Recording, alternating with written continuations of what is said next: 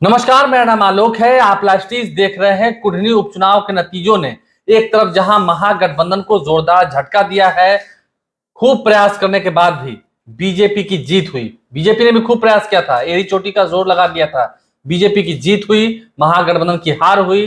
वोटों का अंतर उतना नहीं है, लेकिन हाँ, कड़ी टक्कर हुई। श्री जलेश गैसो हमारे साथ हैं। कुछ दिन पहले ही हम एक वीडियो कर रहे थे, आपने चर्चा भी की थी और हमने बताया भी था वीडियो के माध्यम से कि आजकल भूमियारों को हड़पने के लिए होड़ लगी हुई है। बिल्कुल, हर पार्टी चाह रही है कि भूमियार हमारे साथ, बीजेपी के साथ शुरू से रही है। आपने देखा मुकेश सहनी ने नीलाभ कुमार को टिकट देकर यह साबित कर दिया। तेजस्वी यादव भी A to Z की बात करते हैं, भूमियारों के प्रति अब सॉफ्ट है और भूमियारों का वोट मिलता भी है।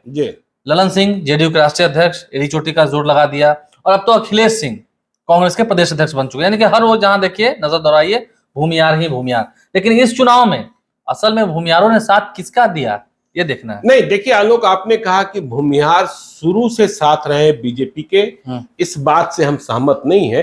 इतिहास को यदि आप देखेंगे, इतिहास को थोड़ा और पढ़ेंगे, भूमिहार पहले कांग्रेस के हुआ करते थे, लेकिन कांग्रेस का सूरज जब अस्त हुआ तो वे बीजेपी के साथ हो गए। लेकिन पिछले कई उपचुनावों से भूमिहार बीजेपी को परेशान किए हुए थे और कुढ़नी में आज जब भारतीय जनता पार्टी को जीत मिली है, केदार गुप्ता भारतीय जनता पार्टी के उम्मीदवार चुनाव जीते हैं बहुत कांटे के मुकाबले में 3632 मतों से।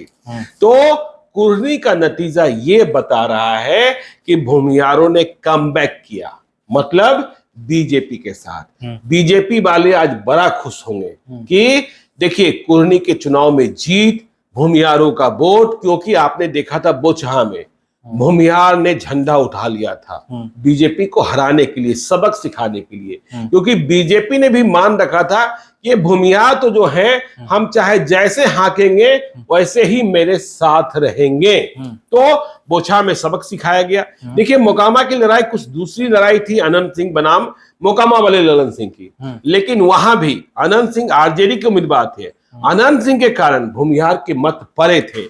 अब देखिए कुढ़नी में क्या था, कुढ़नी में भूमिहार बहुत ही परेशान थे।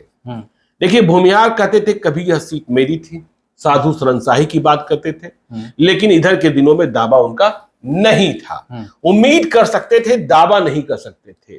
तो सभी पार्टियों के लोग, सभी पार्टियों के भूमिहार नेता वहां कैंप किए हुए थे। कोई भी ऐसी पार्टी नहीं थी जिसके भूमिहार नेता कैंप नहीं किए थे। भूमिहार के स्थानीय छत्र बट गए थे। देखिए सुरेश शर्मा जो बीच में गुस्से में थे बीजेपी से, भूमिहार ब्राह्मण सामाजिक फ्रंट भी चलाते हैं, लेकिन इस उपचुनाव में वे केदार गुप्ता के साथ व्यक्तिगत रिश्तों के कारण केदार गुप्ता के साथ हो गए थे। लेकिन वहीं अजीत कुमार जो दूसरे नेता हैं, स्थानीय फैक्टर हैं, वे नीलाभ के साथ दिखे। देखिए चुनाव में यदि हम कहें तो महागठबंधन और बीजेपी ने किसी ने भी भूमिहार को उम्मीदवार नहीं बनाया था। केदार गुप्ता को उम्मीदवार बनाया गया वैश्य जाति से बीजेपी से, और उधर मनोज कुशवाहा को उम्मीदवार बनाया गया जेडीयू से, महागठबंधन से। देखिए बीजेपी के पास दोहरी चुनौती थी, एक भूमिहारों की नाराजगी दिख रही थी, दूसरा यह भी दिख रहा था कि गोपालगंज में और उसके पहले तारापुर में हुए उपचुनाव में जो वैश्य जाति के उनके कोर मतदाता हैं वे इधर उधर भटक गए थे। मतलब वे महागठबंधन की ओर भी गए, क्योंकि महागठबंधन में आरजेडी ने तारापुर में और गोपालगंज में वैश्य को ही उम्मीदवार बना दिया था। इसलिए देखिए जब तक उम्मीदवार का ऐलान नहीं हुआ कुढ़नी में, तब तक केदार गुप्ता को लेकर भी कई तरीके की संशय लोग पैदा कर रहे थे। लेकिन मैं पहले दिन से कह रहा था कि केदार गुप्ता ही सबसे मजबूत उम्मीदवार है, टिकट उन्हें ही मिलेगा। तो भूमिहारों ने कमबैक कर लिया, ठीक है ना।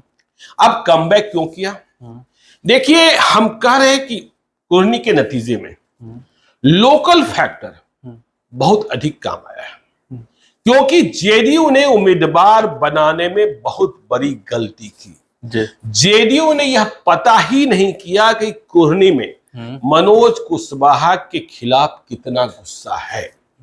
आप भूमिहार की बात छोड़ दीजिए, उनकी जाति के लोग, कुशवाहा जाति के लोग मनोज कुशवाहा से गुस्सा थे। और तो और यादवों को मनाने में आरजेडी के नेताओं को कितनी मेहनत करनी पड़ी है, तेजस्वी यादव को कितना फोन करना पड़ा है इसकी कल्पना आप नहीं कर सकते हैं। तो जब आप उम्मीदवार के चयन में गलती कर देंगे और देखिए वो जमाना चला गया कि जिसे आप थोप देंगे जनता उसे कबूल कर लेगी।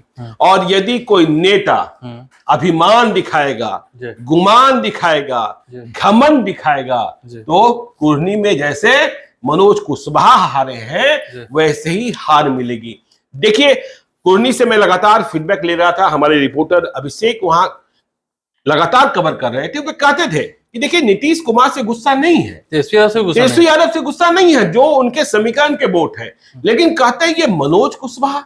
आपने चुनाव के दिन वो वीडियो भी देखा जिसमें दिखने और दिखाने की बात कही जा रही थी, औकात बताई जा रही थी। और देखिए कुर्नी में क्या हुआ, कुर्नी में चुनाव के दिन बीजेपी ने क्या शिकायत की कि जेडीयू वालों ने, महागठबंधन वालों ने बूथ लूट लिया, लेकिन जीत मिली ना। तो देखिए ऐसे आरोप प्रत्यारोप लगते रहते हैं। अब तो बूथ लूटने की परंपरा खत्म हो गई है, क्योंकि ईवीएम का जो रिवाज है और ईवीएम में जिस तरीके से वोटिंग की जाती है, हमने वो दौर भी देखा था जब मधेपुरा में लड़ाई थी लालू यादव बनाम शरद यादव, और शरद यादव वोटिंग के बाद धरने पर बैठ गए थे, पूरे चुनाव को काउंटरमैन करने की बात कर रहे थे और कह रहे थे कि सारे के सारे बूथ लालू यादव के 2 साले साधु यादव और सुभाष यादव के नेतृत्व में लूट लिया गया है। वे अपनी हार तय मान रहे थे, लेकिन जब वोटों की गिनती हुई तो शरद यादव चुनाव जीत गए थे। तो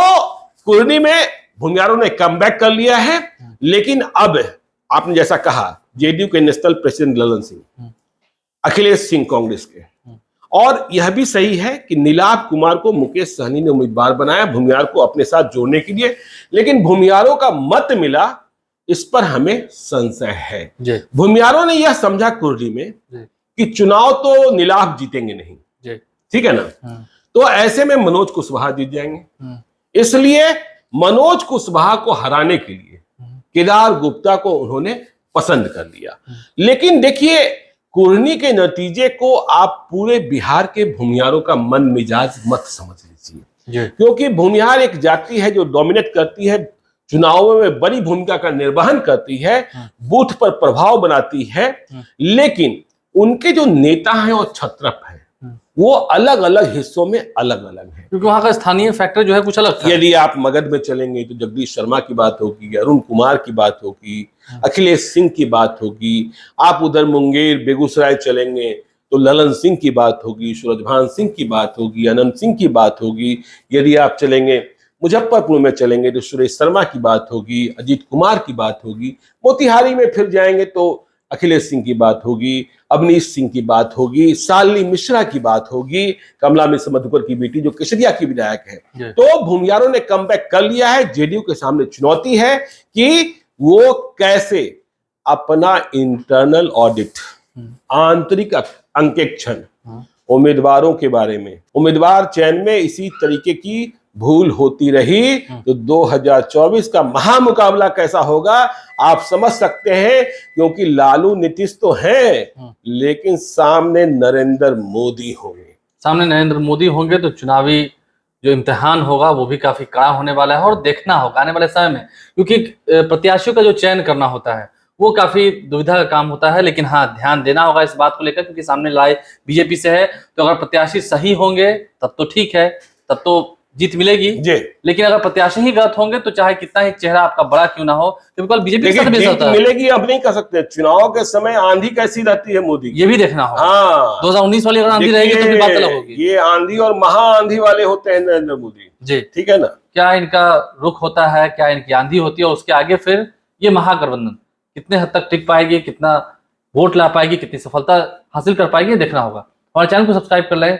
भूमियारों का मन मिजाज कहीं समय समय पर बदलता रहा तब तो दिक्कत होगी, अगर नहीं बदला तो फिर ऐसी ही सफलता मिलती रहेगी, देखना होगा। हमारे चैनल को सब्सक्राइब कर लें, साथ साथ फेसबुक पेज भी लाइक करें। धन्यवाद।